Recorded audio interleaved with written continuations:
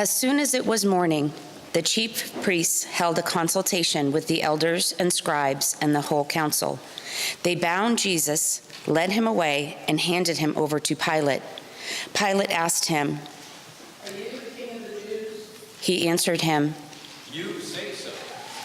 Then the chief priests accused him of many things. Pilate asked him again. "Have you no answer?" But Jesus made no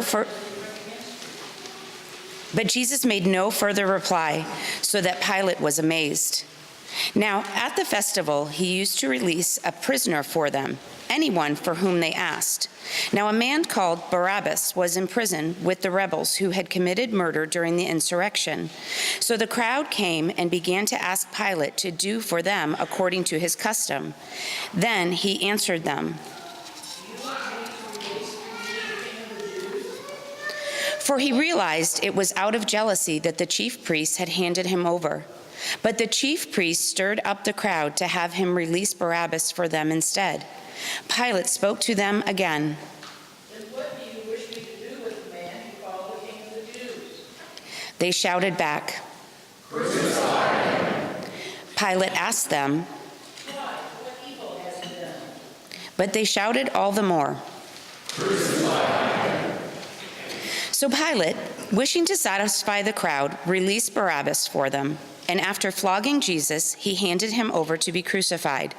Then the soldiers led him into the courtyard of the palace, that is, the governor's headquarters.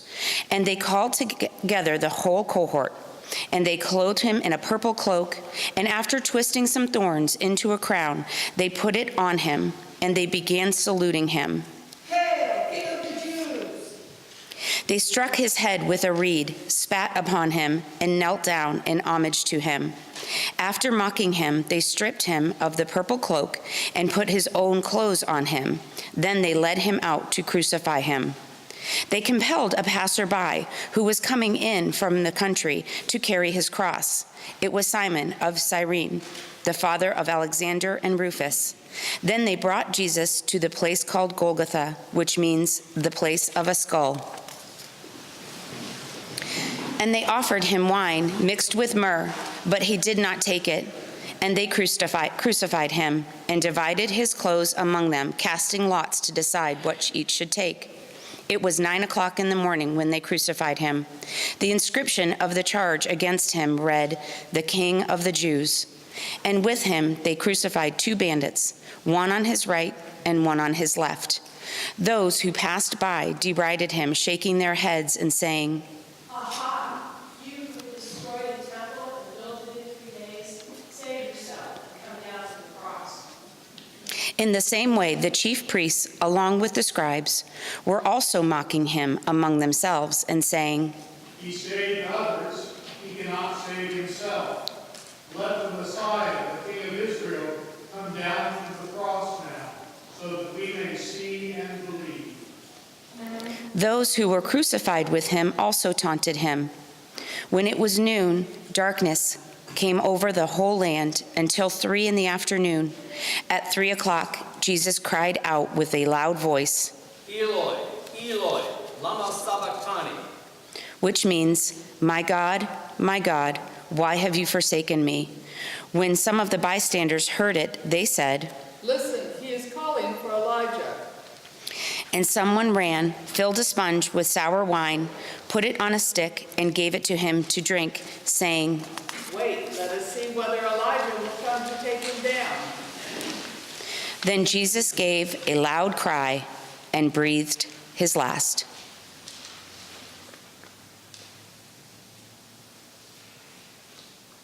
And the curtain of the temple was torn in two from top to bottom.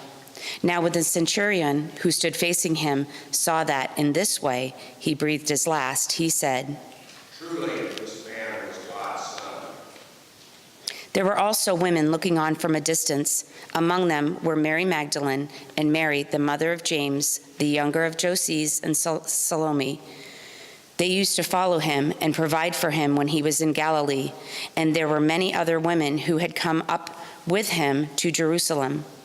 When evening had come And since it was the day of preparation, that is, the day before the Sabbath, Joseph of Arimathea, respected member of the council, who was also himself waiting expectantly for the kingdom of God, went boldly to Pilate and asked for the body of Jesus. Then Pilate wondered if he were already dead and summoned the centurion. He asked him whether he had been dead for some time. When he learned from the centurion that he was dead, he granted the body to Joseph. Then Joseph bought a linen cloth and, taking down the body, wrapped it in the linen cloth and laid it in a tomb that had been hewn out of the rock. He then rolled a stone against the door of the tomb. Mary Magdalene and Mary, the mother of Joses, saw where the body was laid.